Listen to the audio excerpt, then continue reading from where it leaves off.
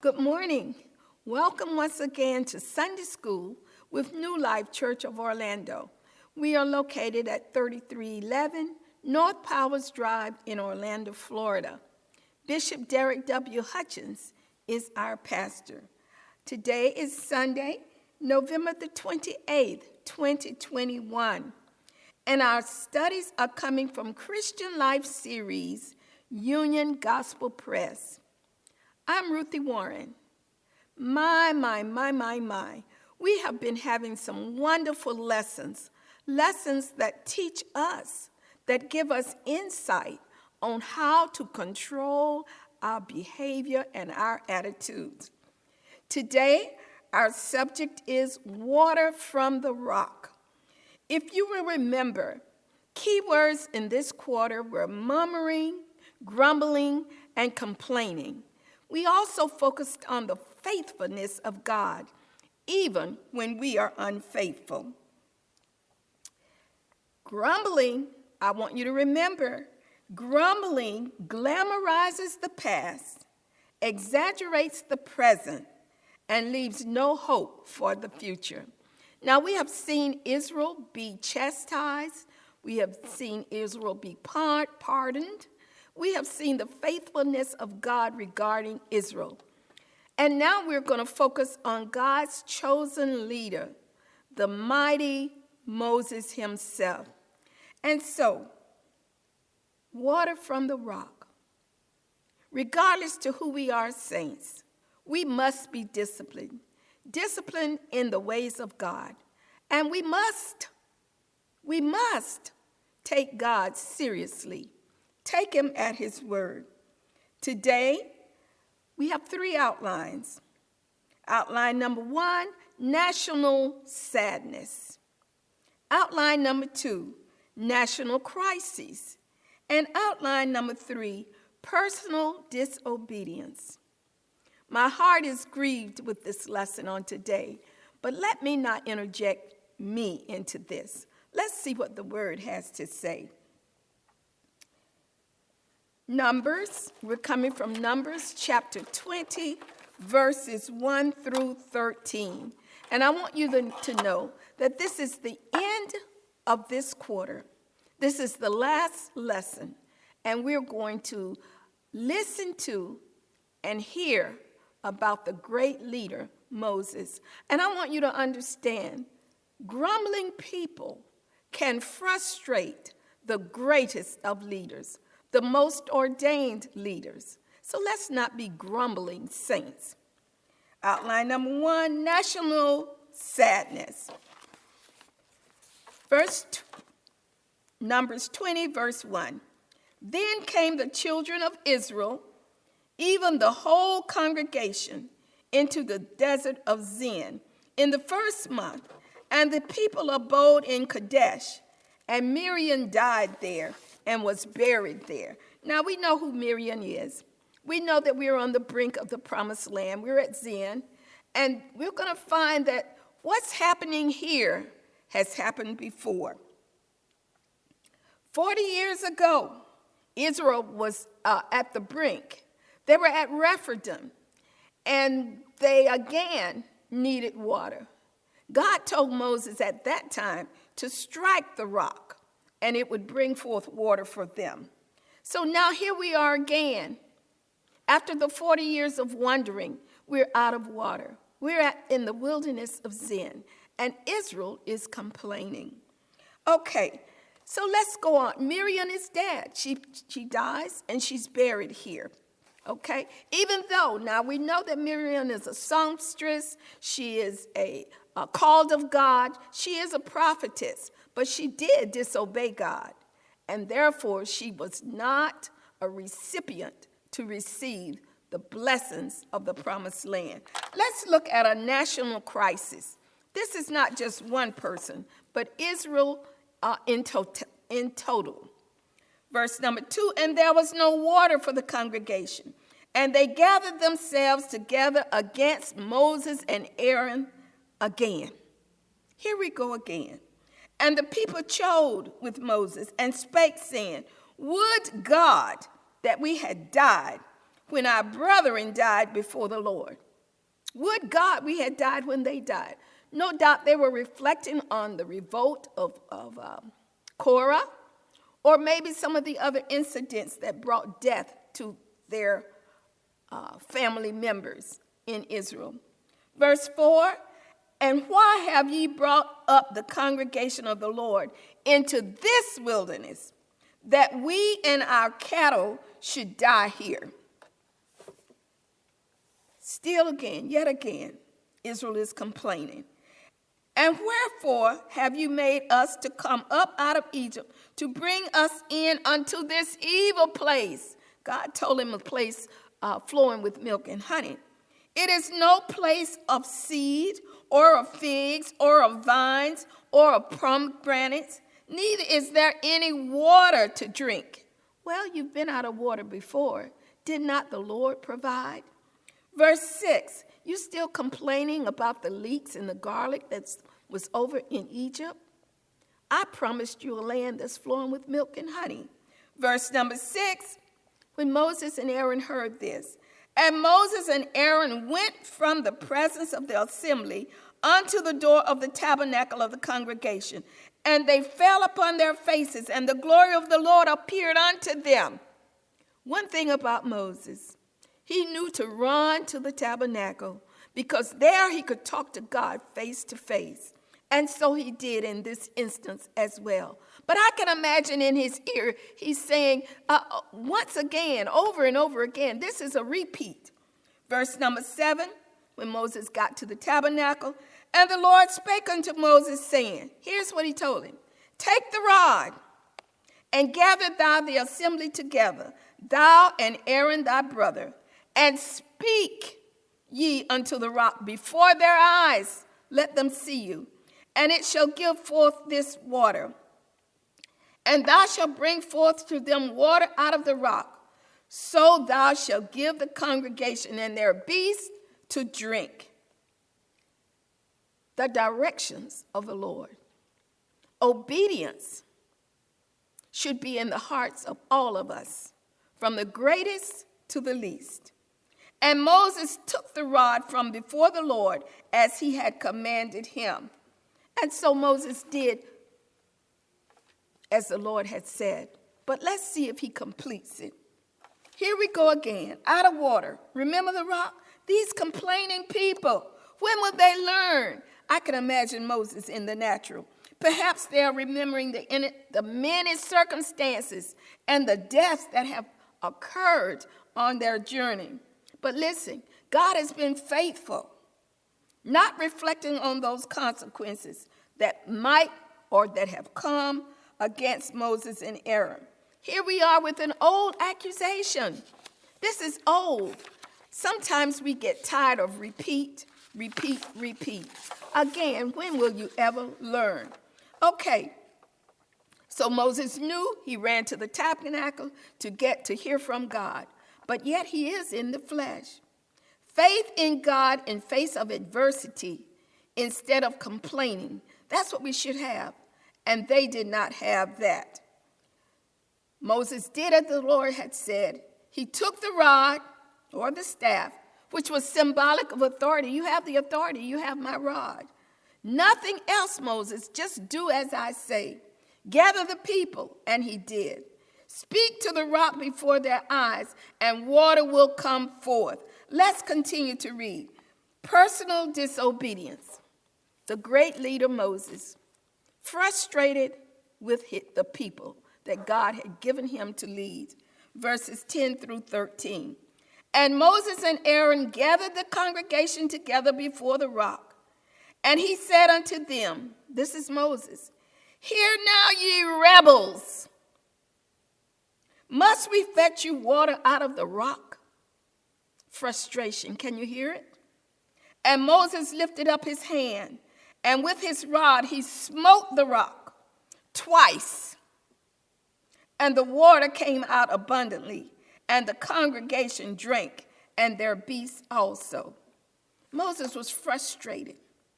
Outbursts. He no longer controlled his resentment towards God's people. He was perfectly capable of dealing with the people, but at this time he was most frustrated. Moses was not authorized to deal with the people except as God had told him to do. God is the righteous judge. Nor was he authorized to rebuke the people. Moses' pride got in the way as he spoke harshly and down to the people.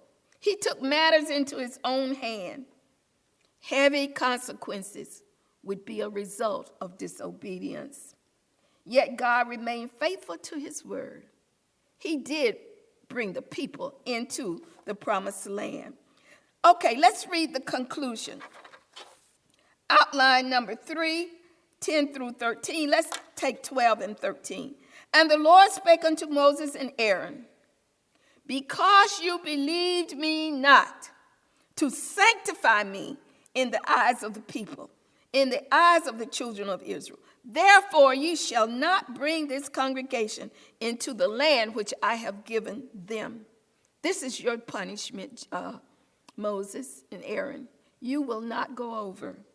Verse number 13, this is the water of Maraba, because the children of Israel strove with the Lord, and he was sanctified in them. So God expects us, saints, regardless of what we're going through, our challenges, our frustrations with others, which we should not let people frustrate us to the degree that we become disobedient to God. Disobedience, regardless, I say it again, to who you are, has consequences. So let's go ahead and conclude this lesson. My heart is grieved because I would desire that Moses go over, but God is the righteous judge. Conclusion of this matter, let's see. The fact to observe once again God's faithfulness to a people who were largely faithless. He was faithful to them. They were faithless to him. Principle, to remind us that the Lord can be trusted to provide what is needed in any and every situation that we encounter. They should have known by now that God will provide. Application, to grow in our faith by reviewing God's faithful dealings with Moses and his people, even when both of them failed him. Let's reflect, saints, and learn these valuable lessons that we've been having these last weeks. The wilderness experience, Israel in the wilderness. Wilderness place is a dangerous place. There are survival tools there that can be used.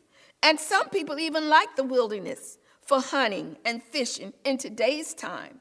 They go prepared. Oftentimes they carry the tools that they need for survival. The Israelites, though, were physically challenged. They wanted water to quench their thirst, but they often failed to remember God as their provider. They resorted to grumbling. Grumbling brings about consequences. Grumbling is a sin. So we see human failure, just as we are human. But we also focus on God's divine faithfulness. Sin is grumbling and complaining.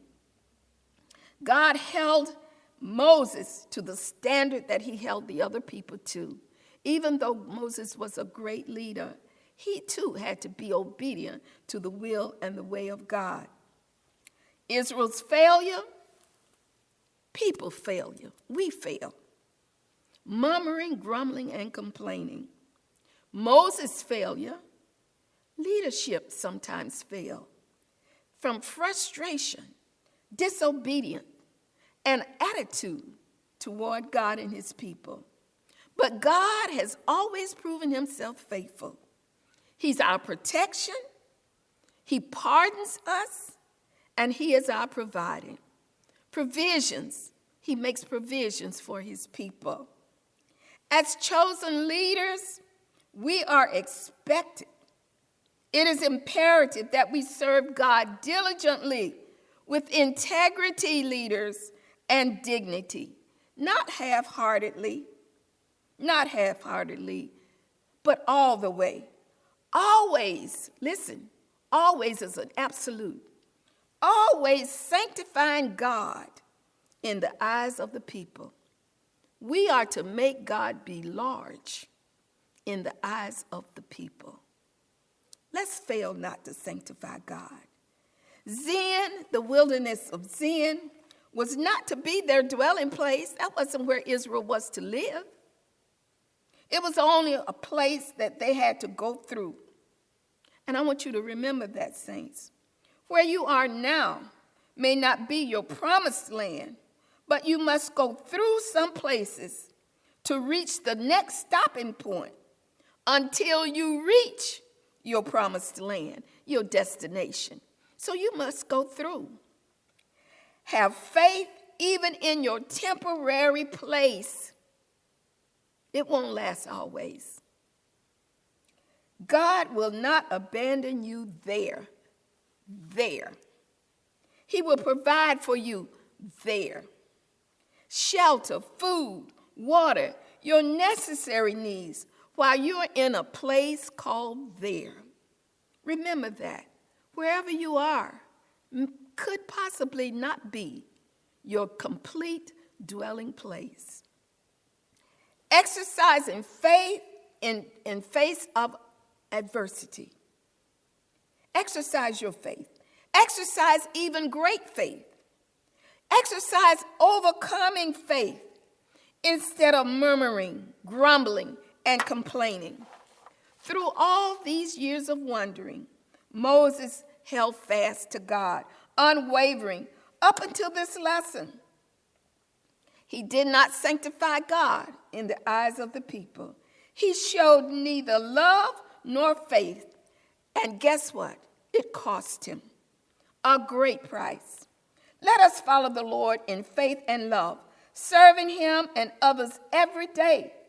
Let's watch our attitude and devotion to righteousness as we go through our crisis moments.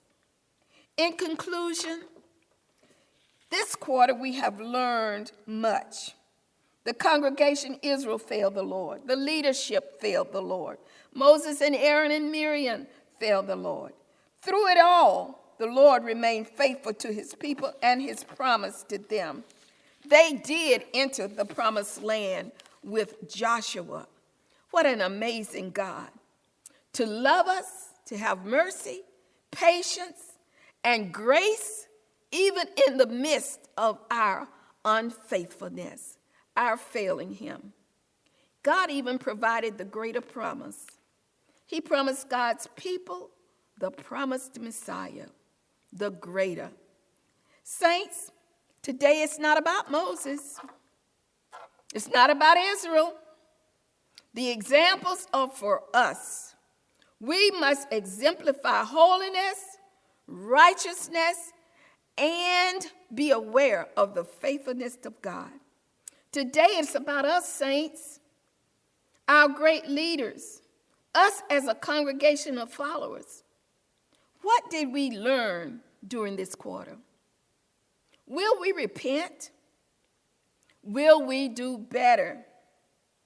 Israel's trouble during these years of wandering was unrelenting. So listen, you're going to have trouble too. Through our years of life, we too will see difficult times and have life struggles. There will be sunshine and rain.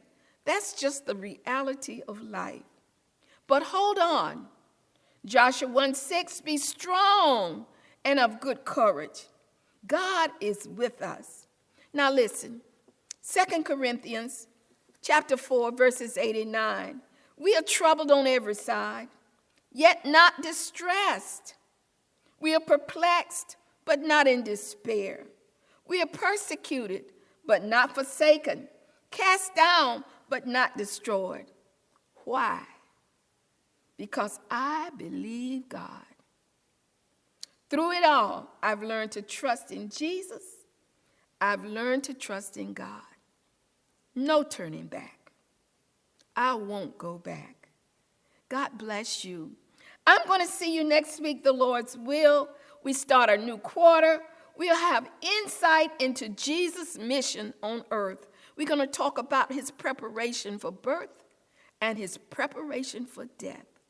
God bless you. Get your book, Christian Life Series, Union Gospel Press. I'll see you next week, and we'll talk more and more about Jesus.